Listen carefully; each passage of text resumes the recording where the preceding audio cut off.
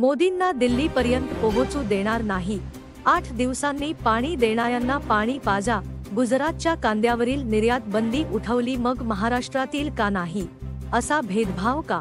कांदा निर्यात बंदी, कापसाला भाव नाही, सोयाबीनला भाव नाही, शेतकऱ्यांशी गद्दारी केली, महाराष्ट्रातील उद्योग गुजरातमध्ये घेऊन गेले। महिला सुरक्षित नाही, महिलांवर अत्याचार करणाऱ्या प्रज्वल रेवणाला पाठीशी घालताय म्हणून यंदा महाविकास आघाडी महाराष्ट्रात 48 जागा जिंकणार असून दिल्लीत आपले सरकार येणार आहे।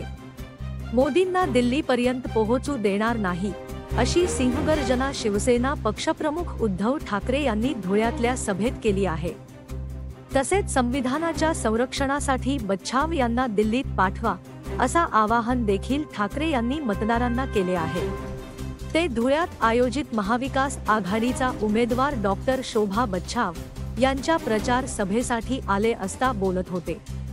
यावेळी त्यांनी विरोधकांचा जोरदार समाचार घेत टीका केली आहे। अजूनही महाराष्ट्रात विरोधकांवर दमदाटी सुरू आहे।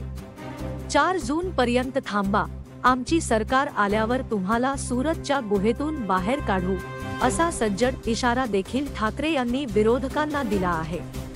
महाराष्ट्रातील सर्वच उद्योगधंदे गुजरातमध्ये जात आहे।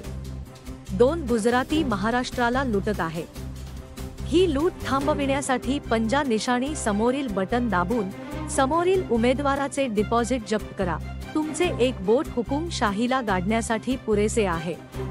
आपल्याकडे तर पंजाच आहे, त्यामुळे 4 जूनला चित्र स्पष्ट होईलच असे देखील ठाकरे यांनी म्हटले आहे।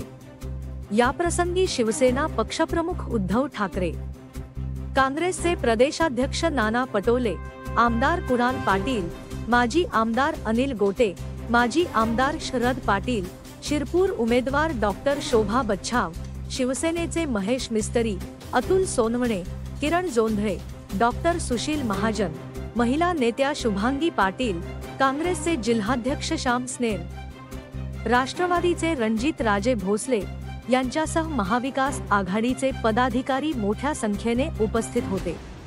धुळे क्राईम न्यूज साठी अब्दुल रहमान मलिक, धुळे। आई वडिलांचे संस्कार मोदीजींच्या व्यासपीठावरती ते बोलले। बहीण भावाच्या नात्याबद्दल मी ते शब्द उच्चारू सुद्धा शकत नाही, एवढ्या विभत्सपणाने आणि विकृतपणाने मुनगट्टीवर बसले तिकडे आमचे सांस्कृतिक मंत्री। ही संस्कृती महाराष्ट्राची मुद्दामून तुम्ही बघा ते काय बोललेत बहीण भावाच्या नात्यावरती। बहीण भावाच्या पवित्र नात्याला सुद्धा तुम्ही बदनाम करताय। अरे तुम्ही भाजपवाले, तुम्ही आम्हाला काय हिंदुत्व शिकवता? तुम्हाला बहीण भावाचं नातं नाही माहीत आणि तुमच्याकडनं आम्ही हिंदुत्व शिकायचं?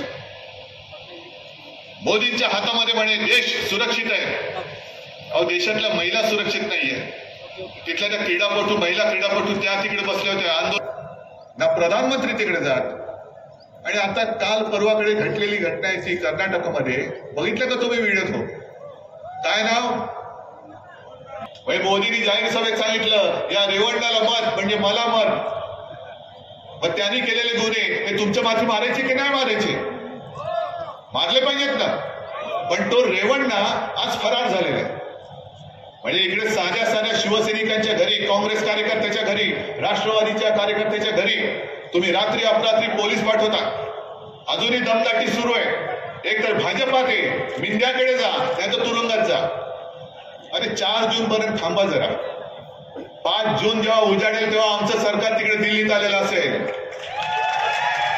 तुम्ही कोणत्याही बिळात लपा, अगदी सुरतच्या बिळामध्ये जरी लपलात तर ती बिळं खडून काढून तुमच्या शेपट्यात धरून तुम्हाला आम्ही उलट लटकल्याशिवाय राहणार नाही। मोदी सरकार तर येत नाहीच, हे भुरसटलेलं सरकार, थापेबाज सरकार परत येत नाही, येऊ द्यायचं नाही। पण जर का हे सरकार पुन्हा आलं तर जो प्रज्वल रेवण्णा आज पळून गेलेला आहे, तांबरे मंत्री महिला बाल कल्याण प्रज्वल रेवण्णा जो अत्याचारी आहे, बलात्कार केले, फिल्म्स काढले, ती खेचत आणून मोदीजी तुमच्या गळ्यामध्ये त्याची जबाबदारी आम्ही बांधल्याशिवाय राहणार नाही। कारण तुम्ही त्याला मत म्हणजे तुम्हाला मत असं सांगितलेलं आहात। सरकार येणार म्हणजे येणारच। आणि नाना, तुम्ही काँग्रेसच्या म्हणजे आपल्या सगळ्यात मोठ्या पार्टनरचे इथले प्रदेशाध्यक्ष आहात। तुमच्या समोर मी जनतेला वचन देतोय आपलं इंडिया आघाडीचं सरकार दिल्लीत आल्यानंतर आपण आपल्या महाराष्ट्राचं यांनी लुटलेलं वैभव हे पुन्हा महाराष्ट्रात आणल्याशिवाय राहायचं नाही.